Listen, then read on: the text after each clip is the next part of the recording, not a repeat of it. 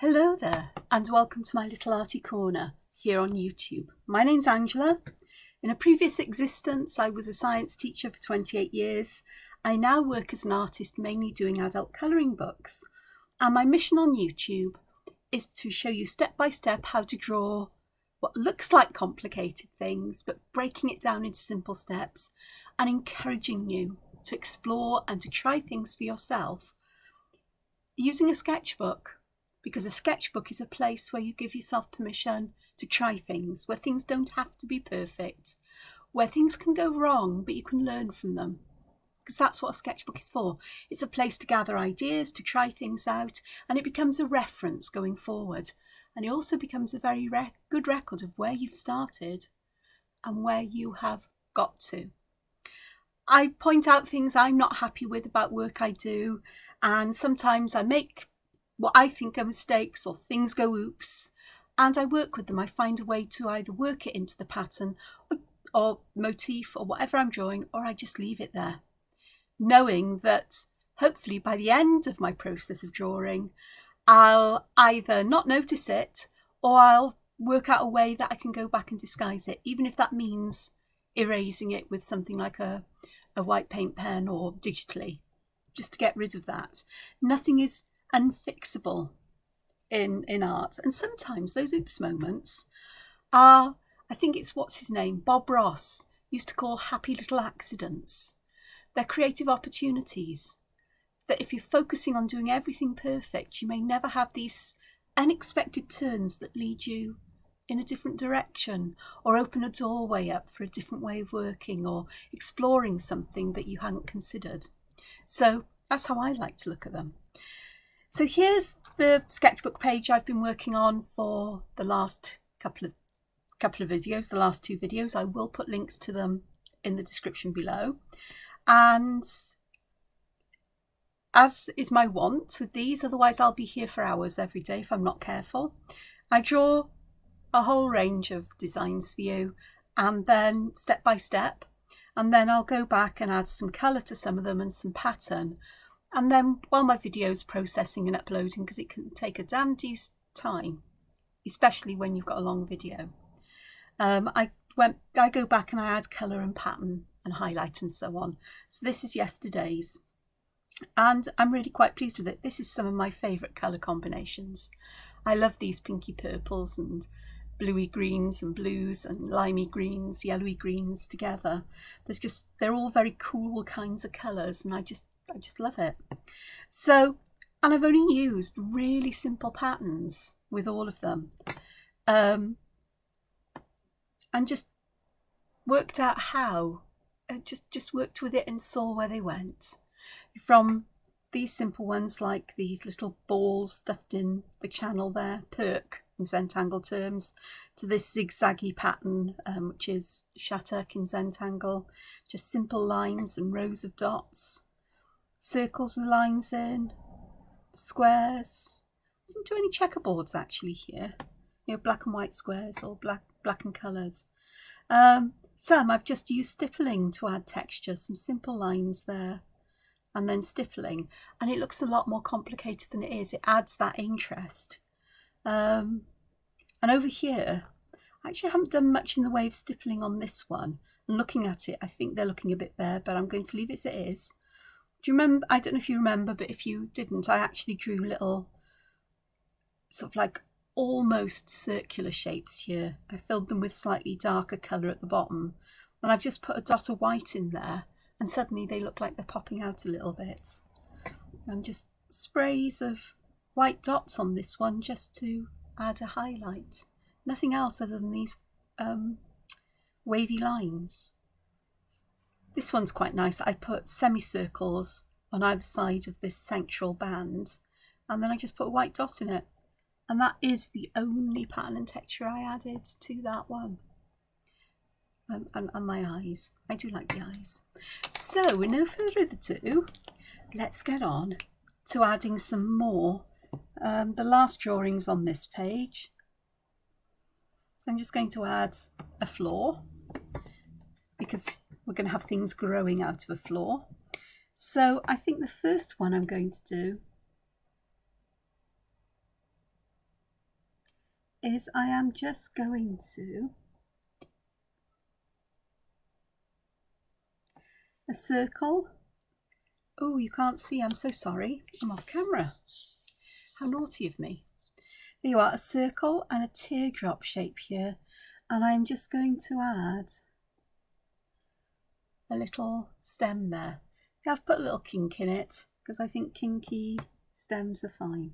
That sounded wrong, but you know what I mean. Stems with a kink in would be a better way of saying it. And I'm just going to add some teardrop shaped leaves there with a dot in, and I think I might just put a couple of stripes in that bit.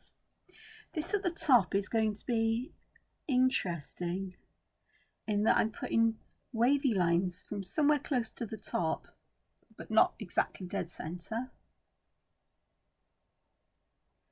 Like this, like there's a crack in the outer core of this.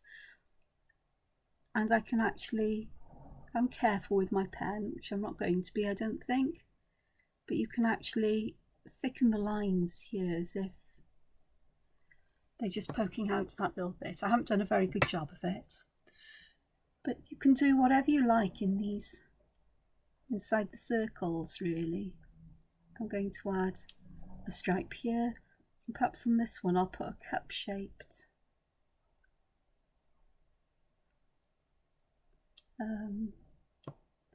space there, and perhaps on this one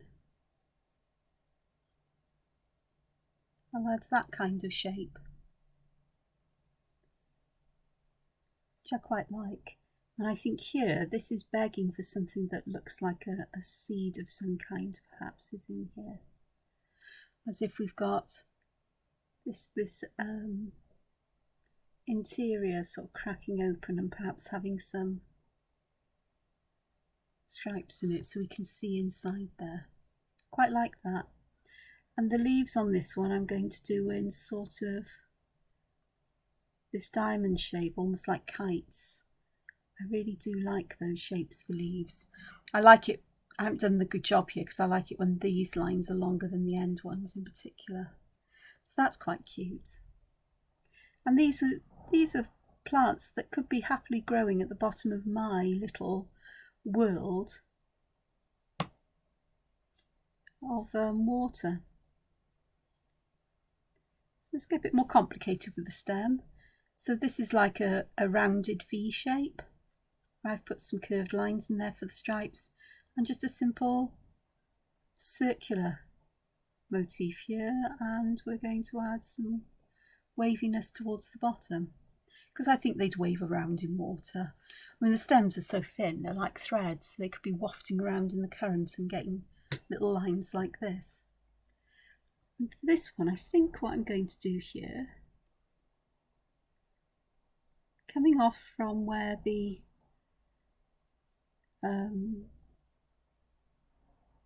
U-shape joins, I've put a collection of little petals there almost.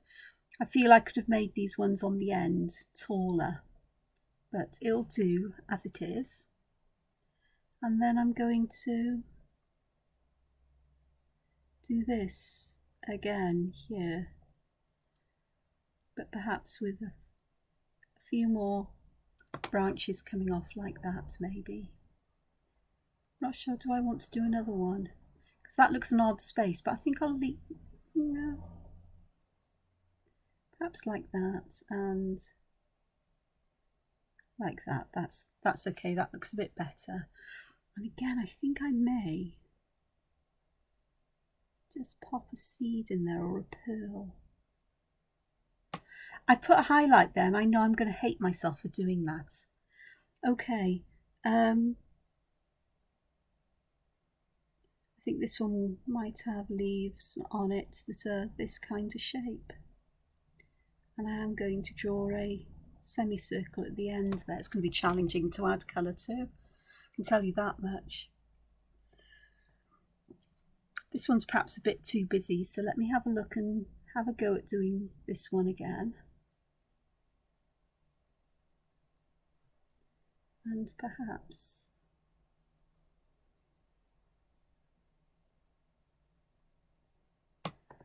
That's a bit nicer there.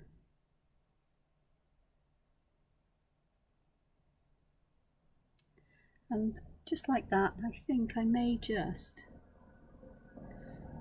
put that shape there, as if there's, you know what you get inside a lily, like a calla lily or a arum lily, and you've got, it's called, I think it's not a spathe, but it sticks up and it's quite solid. I think that's what I want in the middle here. So this is an Angela sea lily, because sea lilies, prehistoric ones, are actually creatures.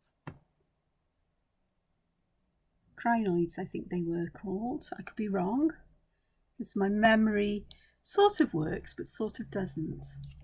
So I think that's really quite nice. Okay, on to some other things. I'm drawing a shape that's almost like a heart, but I'm curling these ends out, drawing the heart shape, going up and curling the ends out in the opposite direction, and then I can join these together with a curly line. So I've got a nice kind of heart shape going on here. And this is going to be lovely as a plant, especially as I can draw leaves on here that are heart-shaped as well. I love these heart-shaped leaves. I think they are so sweet.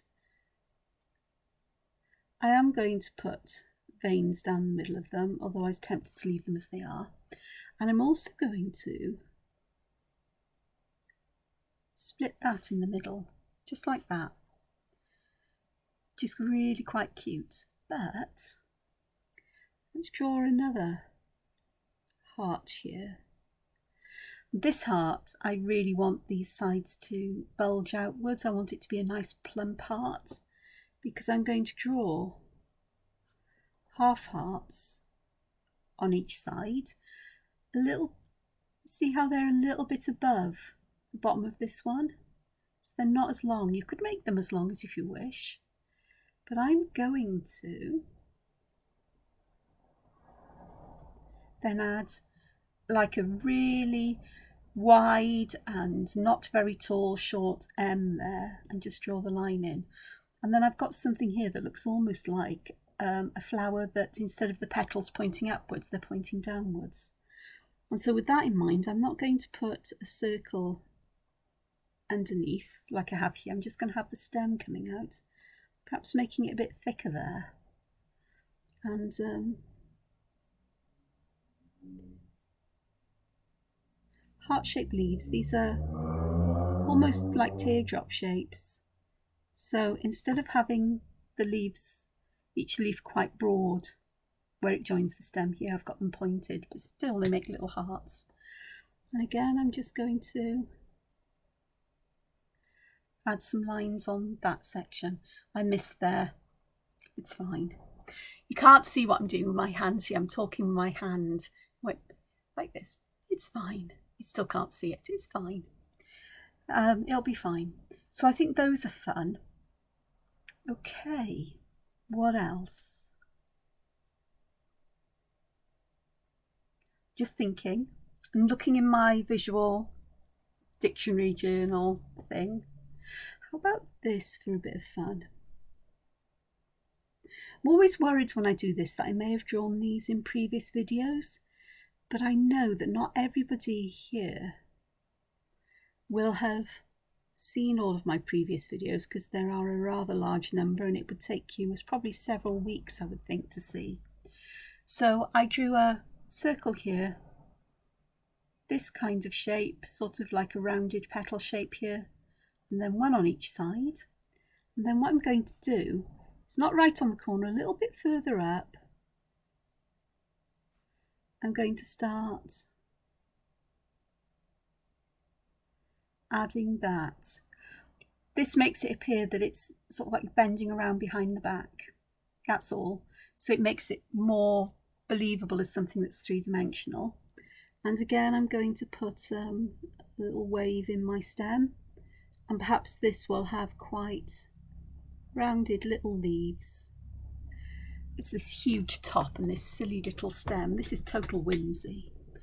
They really, really, really only would exist in water, I tell you. Okay, let's have another teardrop shape here. And I'm going to extend the top like this. And I'm going to use this point to draw around and meet back at the bottom. It looks almost like a crystal. So I think a almost rounded triangle shape would be quite nice here. And again, a wobbly stem, because I'm feeling quite wobbly. I'm actually quite late doing this today. It's taken me ages to get myself together. Is the best way of describing this today. And this I do feel might need something in the middle. So I'm going to pop that long, thin, pointy leaf shape in there. And I'm going to echo that shape in the shape of the leaves. So there's some kind of consistency there. We've got some really weird looking things here. That thing is a mistake. Okay, and let's have a look at just doing one more with this teardrop shape. These are almost like, you know, a heart, one whole heart and a half. So I've got 2, 3 heart shapes. I've got 4 of those round ones. So another one of these would help to keep things a little bit on the consistent side. So here I'm going to draw 2 diagonal lines pointing up this way. And I'm going to have those going back to connect with the outside bit.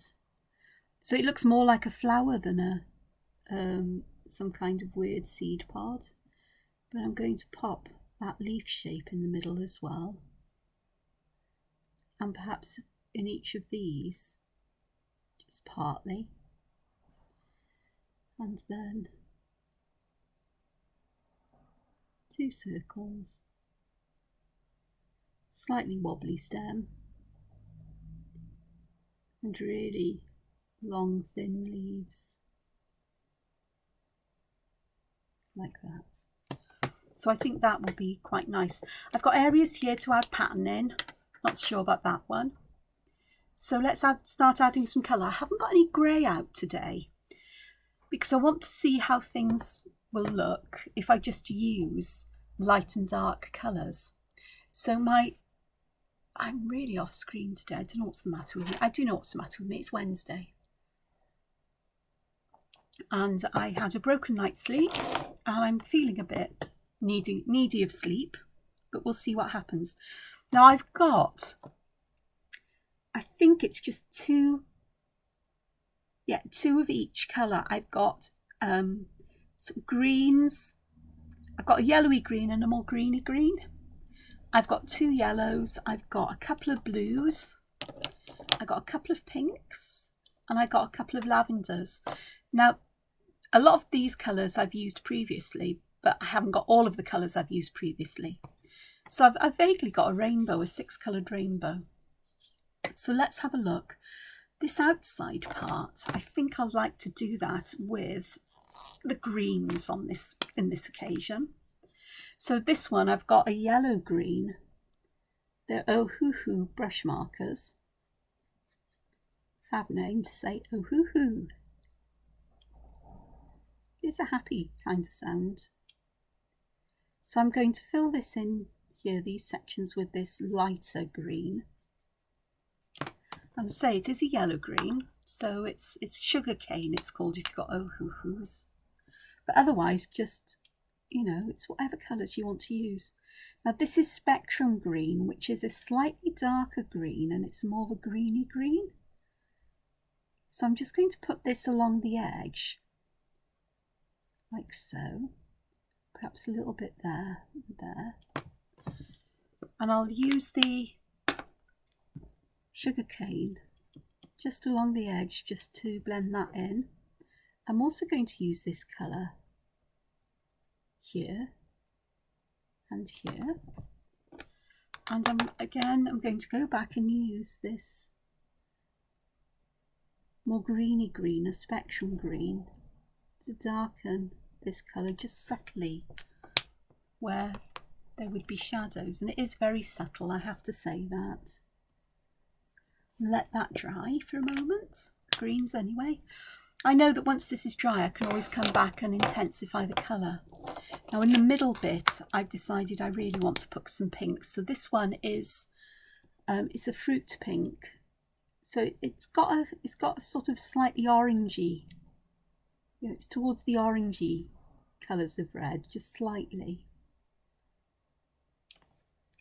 And the other pink I've got is R23, which is a rose pink, which is likely to be a fair bit darker, and it's much more properly pinky, which you might be able to see here. And I'm just using the very tip here very lightly, just to add this colour in very tiny amounts to where I want that shadow. And then I'm going to go back with this lighter one and just blend the edges. I don't want to go over too much of them. I'm also going to use them on this little bit here, and just bring that back to the middle. And I'm not too worried about whether I've got a lot of shadow or highlight. If necessary, I can always get a darker marker out to intensify the shadow. But as I'm going to be in keeping with all of these, I've used pen really to give, stippling on this one particularly, to give the density of darkness, the pattern and so on. And I think I'm going to be doing the same on these. I just want to let that dry for a moment. Okay, for this one I've got a pastel violet and the morph shadow. It's these colours I used yesterday, I think. I could be wrong. So pale blue violet and morph shadow, that's it, not pastel violet. The pastel violet isn't really pastel, or pastel if you prefer the pronunciation that way. Over here in the UK it's pastel.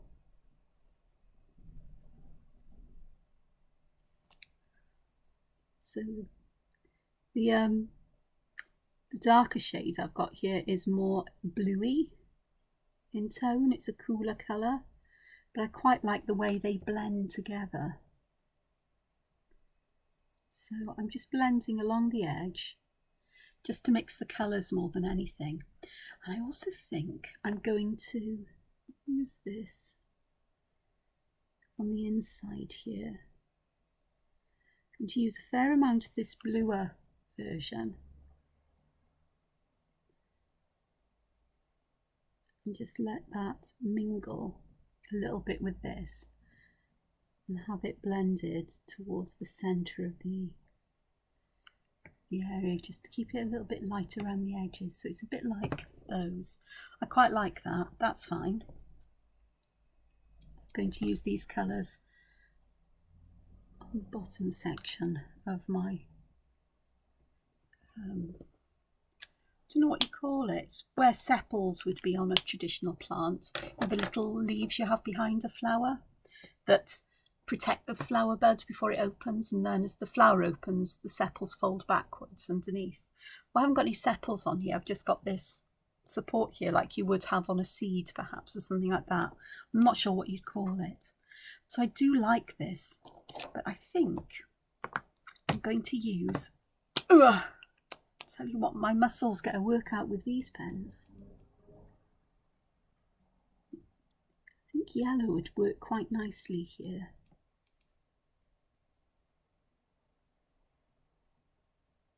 Now I have got another yellow, but what I think I might use is this yellowy green colour. Not yellowy green, sorry, the greener green. And mix the two together. Like this. I should have perhaps put that green down before the yellow so I could get more of the green there, but I can go back and add it and continue glazing. And I will pop it in there I'm going to pop it on the leaves.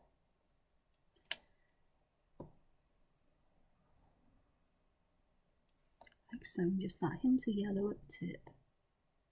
That's what I could have done with there. But it's something for me to think about going forward. Oops. Just need that little bit of yellow in the middle. So if you happen to have the Ohuhu brush pens, the green is spectrum green, and the yellow I've used is a barium yellow. Now then, I'm going to keep that yellow because I'm going to do something here that I may live to regret.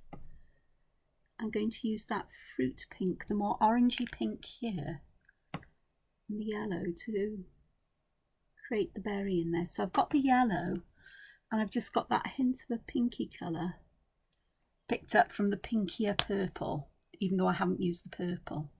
I'll know if I like it or not as it dries. So those are quite nice.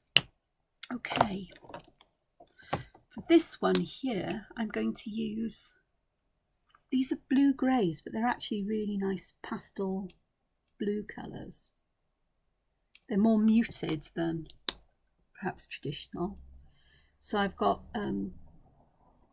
blue grey number 1 and blue grey number 2. So is it number 2, number 3?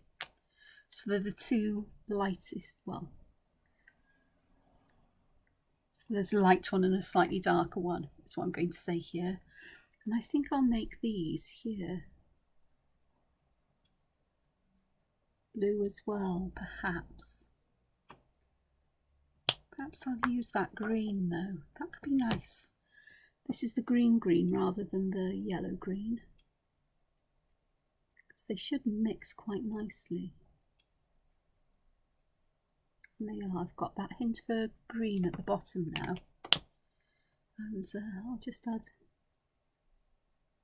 some more of the blue grey just to help the colours mix together, and that's quite nice. Hopefully it's coming out on, yeah, it's coming out up there.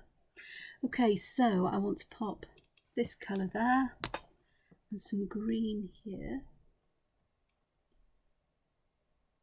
just on the edges I think, and then we'll have green leaves. I'll do that green as well. I'm trying not to use too many colours in each of these because I find that I get a better result if I just use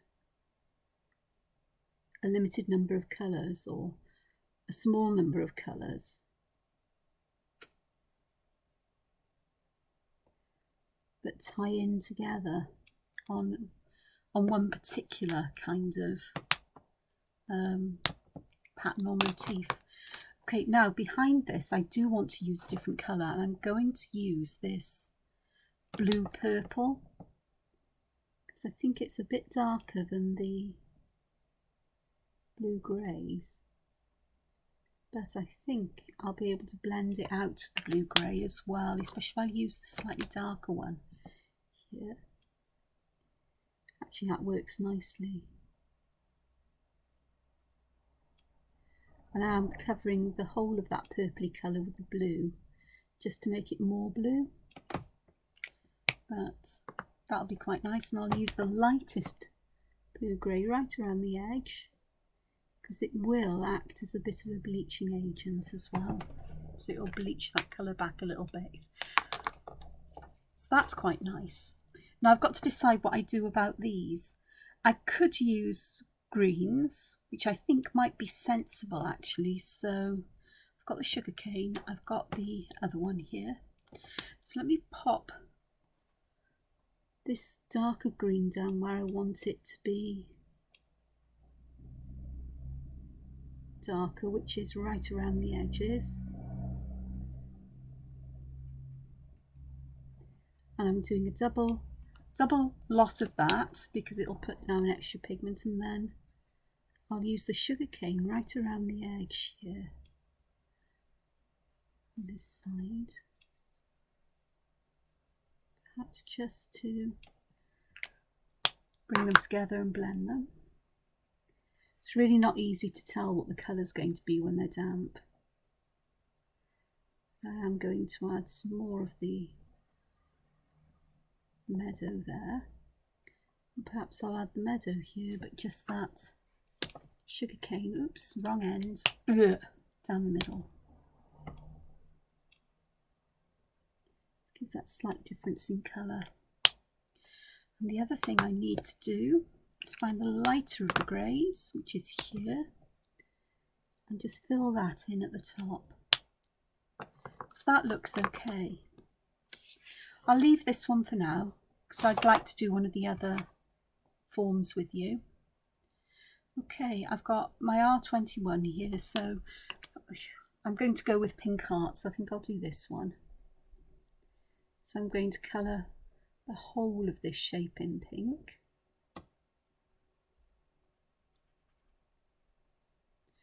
To say, I much prefer using this paper for doing alcohol markers on. Marker paper's fantastic. It's very white, it's very bright. This is very white and very bright. And you can see the colours on it beautifully. And it's lovely and smooth, and it's absolutely amazing to draw on. But it takes so darned long for the pens I used to draw with to dry fully. And I need to, it's almost like I need to leave them for a few hours at least for the pigments to actually dry fully so that I won't get any smearing. Unfortunately, I still get smearing. So yeah, I'm just using the lighter colour just along the edge of the darker colour to blend it out and to perhaps bleach it a bit, but try to leave the middle bits, just that little bit on the lighter side. This is the yellowy green I picked out, the sugarcane it's called. Like that. And perhaps I'll add to this a little hint of the blue grey, the lightest blue grey. Let's see what that looks like, because that could be interesting. Like that, just at the bottom, just that hint of colour. And I might just add just a touch of the darker one, because it should blend out and spread into the damp areas. So that works quite nicely. So I'll leave that one as it is. Okay. This one is based on hearts. Let's do this in a different way so I can get some variation in colour and lightness and darkness. So I've used the lightest yellow, which is a barium yellow, to try and open the right end more often, Angela. Pay attention to what you're doing, girl.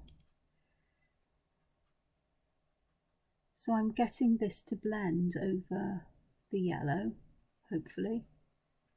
And I'm going to drag this down to the bottom.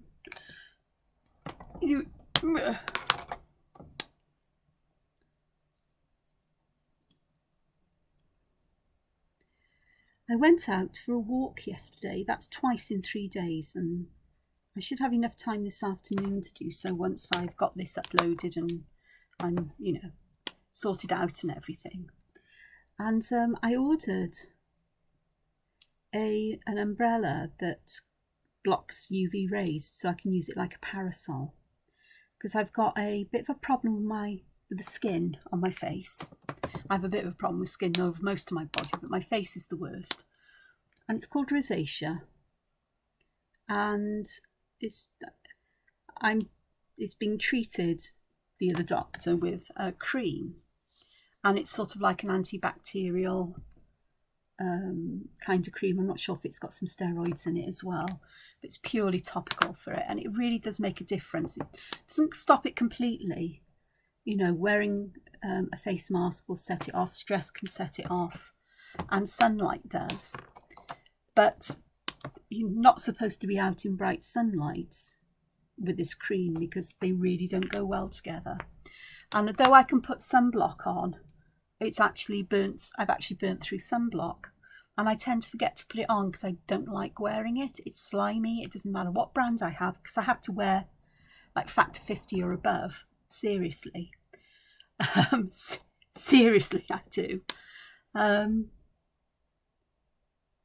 it feels always a bit sticky and greasy, and yeah, I don't like it. I don't like, it's like, it's girly time. Sorry, gents, any gents, men watching, listening. I don't like foundations that are creams or anything. I prefer the mineral powders. It's just me. It's just, I just don't like it. I know.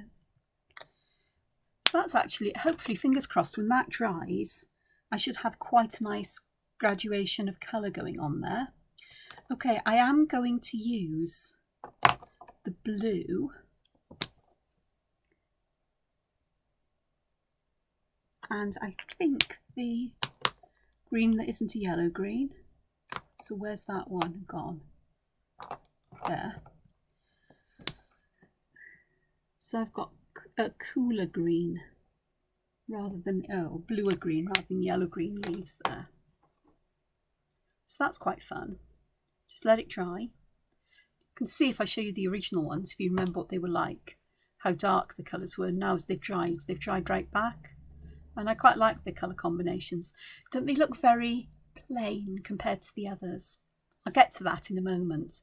Okay, what I want to do on this one, I'll do this one with you. I'm going to add my darkest purple there. I'm going to add some of the darker blue in the corners and along the edges, perhaps just a little bit. And then I'll use the lighter blue perhaps in the middle, which will bleach some of that out. It's hard to tell at the moment how that's going to react. Okay, green, I want to use green around this, so I'm going to use the really greeny green here, and I'm going to leave a section in the middle there where I want to highlight. I'm going to just add a little bit of this greeny green to the edge, but I'm going to come back with the, oh, I've got barium yellow out, do you want that? The sugar cane here, which actually looks like it's darker. Yeah, I have tricks, possibly. I don't think there's much difference between them. There's just a very faint difference in colour. So I may not have made the best colour choices today. But we'll see. Because the other thing I can do is, where's that one? I've got this blue-grey.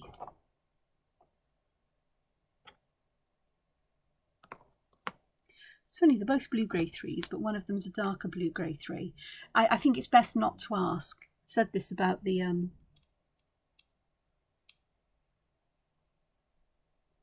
actually, I think that'll work quite nicely once it's dried back a bit.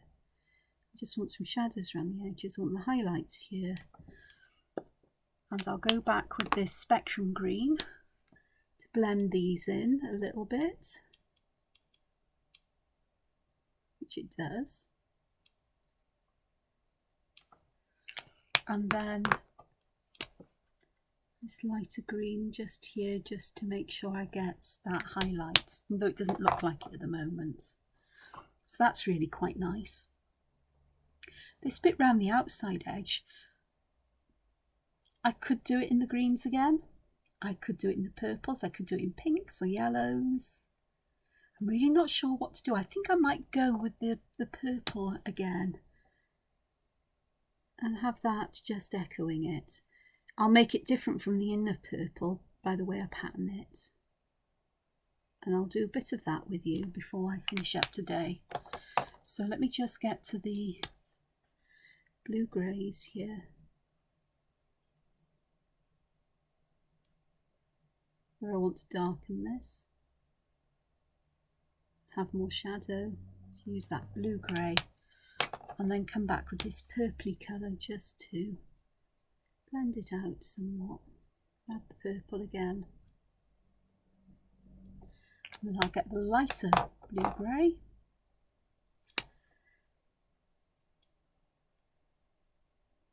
and just add some along the middle here where I'd like a highlight because it will bleach it. So I'll give all of that time to dry. before I come back. I haven't done the bottom, but it's going to be more of the others. So let's go back to this one here. I think with this one, I'm going to fill this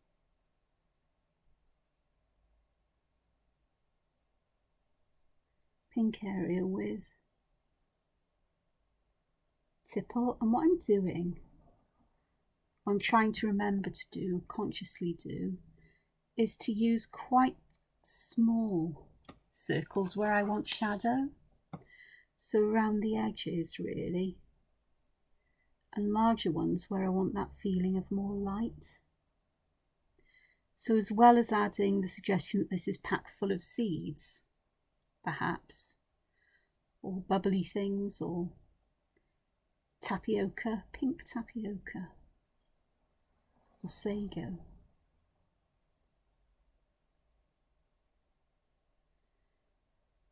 My mind's just gone off. I just remembered I bought some sago a couple of weeks back to make some pudding with. You know, sago milk pudding was a thing of my childhood, and like all milk puddings, I absolutely loved it. Not everybody did, but I really did, and I particularly enjoyed tapioca, especially the giant tapioca that looked like giant frog spawn. Yeah, and we called it frog spawn pudding because that's the kind of kids we were, just like all other kids. So that looks more interesting already, don't you think? And perhaps I will. Here's me wishing I had a much finer pen, or I'd drawn a lot bigger. But I've added some little lines here just to add darkness to the edge of that section. And I'm adding tiny little dots here to the bottom side of my leaves so that I've got some shadow in there.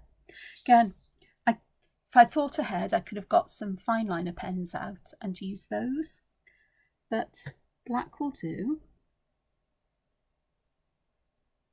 It then becomes very reminiscent of an etching, or not quite a lino cut or a wood cut, because you don't necessarily get stippling in those, but that kind of, you know, a lithograph in the Victorian books where you'd have prints that would then be hand coloured, because the lithography was used and drawings were printed in that kind of way, in black ink, and before they could print in colours and with registrations and what have you, I guess. And this is me guessing, don't take it as being actual truth. Books would be hand coloured then by artists, you know, using the same colours in the same way. Okay, so here I want more shadow at the back, and I'd also rather like to have the sense that this is curved. So that's exactly what I'm doing. I'm curving this in a way that I would if I was following the shape of an object that was curving outwards or curving towards behind this. Okay, these edges I am going to pop some stripes in, essentially because I can.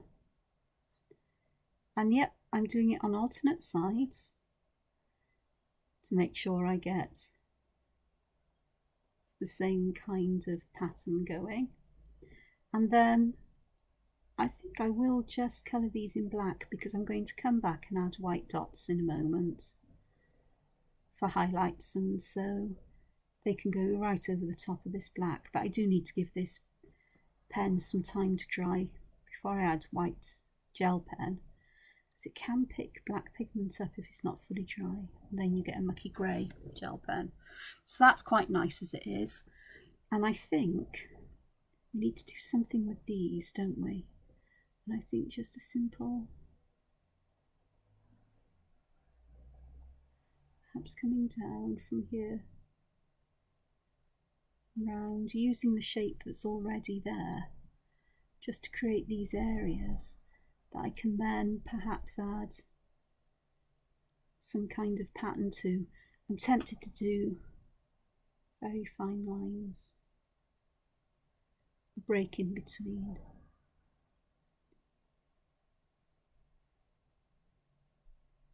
Not sure I like this, but it is what it is now. And for these leaves, I'm just going to add fine lines on one side.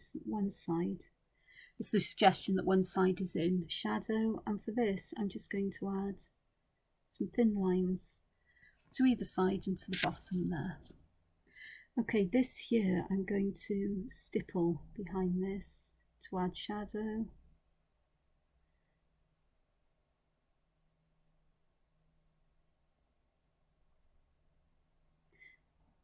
Only you can decide, by the way, if you like the grey the way I've used grey in these to add shadows and then glaze with colour on top, or whether you like just the colour. I'm looking at these and thinking I like the grey underneath because it's got more of the shadowing in than just by using colour. But I think it's useful to compare and contrast them. And I realised I've most probably drifted off camera a bit here. But all I'm doing is adding some stippling here.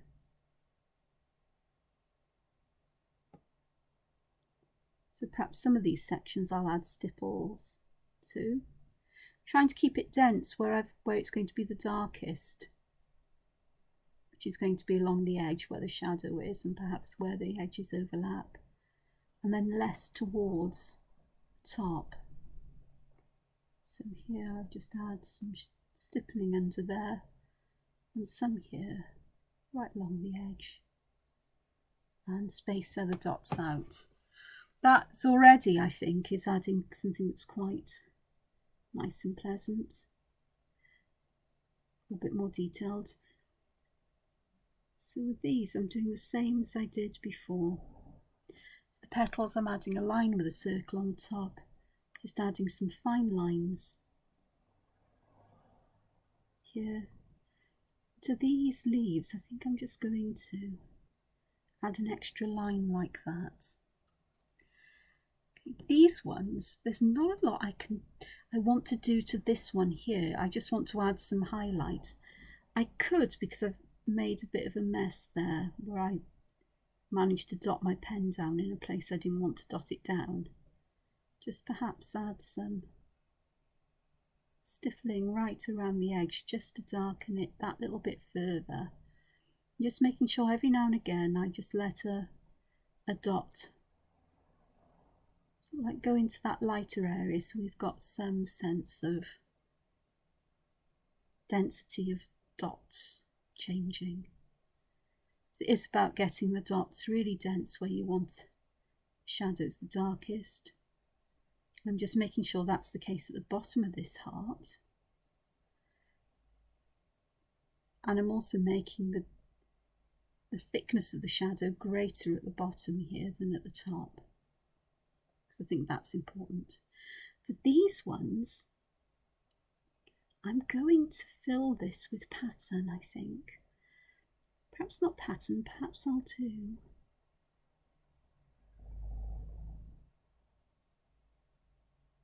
perk in these sections, because I think it'll fill it quite nicely, like so.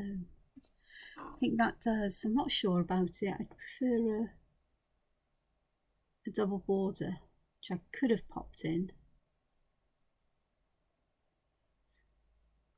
I've done it now, so it can stay there to be cogitated upon later on, and I'll just add some stippling here.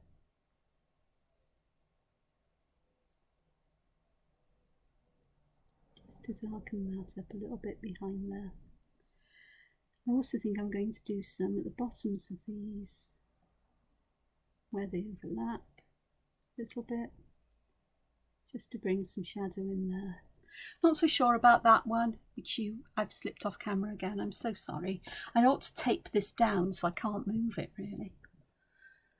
Okay, these ones, I am going to add a thin line on either side, like so. I'm also going to add some lines going around like that. And I think we can, yeah, I need to do one this side. I'm not moving my paper, so you're getting wobbly lines now. But in here, this is perfect for Sunby Tweed, I think. And if the colour gradient isn't a perfect one, if the colours haven't mixed perfectly, by putting a pattern over the top of them, you no longer notice that imperfection. I'll just do that one because I do want to add some stuff to this one. I'm at 50 minutes now already. So let me just put that up. There we go. And I think here I'm just going to pop a single seed in here. I'm going to fill the edges in like that. And then I'm going to add some lines either top and bottom underneath it. Just they follow the same kind of curve, about the same distance apart, just like that. And now I am going to turn this over to make it easier for me to do this, because I'm going to put a edge around it, and although it's in the same green, it instantly adds, that line just adds more structure. I'm going to add one on the other side, and then I'm going to add lines here in that op art kind of way, where I start with them fairly wide apart and they get closer and closer together towards the end, and it makes it look like these are, that's bent, which is really, I really like that. And then this one on the outside, I think it just so begs for Shattuck, and I am going to do Shattuck that has got the little triangles at the bottom, or in this case the top, pointing to the triangles.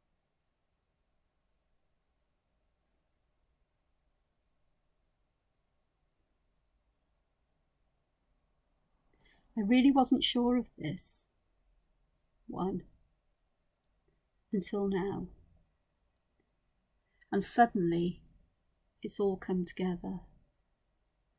This one anyway. Not sure about the others.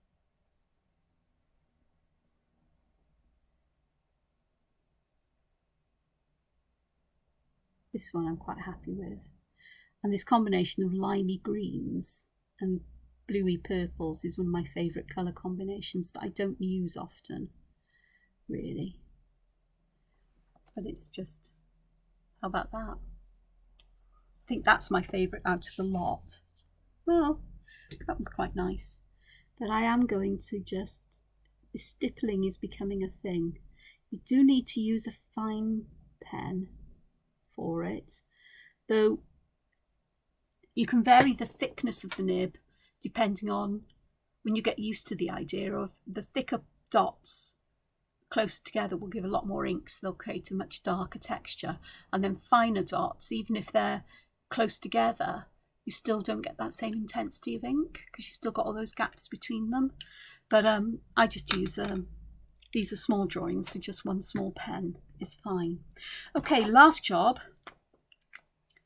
You know what that is by now, I'm sure. Get my piece of scrap paper here and get my, oh, this is a souffle pen. I didn't want a souffle, I want a gel pen. I know why I thought this was a gel pen. Okay, souffle will have to do because my other pens are downstairs. I was sat downstairs drawing, doing hand lettering and stuff. So, okay, very quickly, because this souffle will take a little while to dry. You can see here, hopefully, especially if I put it up where you can see, I'm adding dots of souffle, and I am letting some of these white dots go into the black area. I'm also going to put some white dots on some of these larger dots in there, and some highlight down the middle and along the top of the here I'm going to put a dot of white souffle instead of the black dot there, and here I'm going to put white dots in the centre-ish of each section. Harder to do with a souffle because it puts down automatically a much bigger dot. Perhaps just a couple around here for the highlights, and down here just one on the leaf, I think will be fine.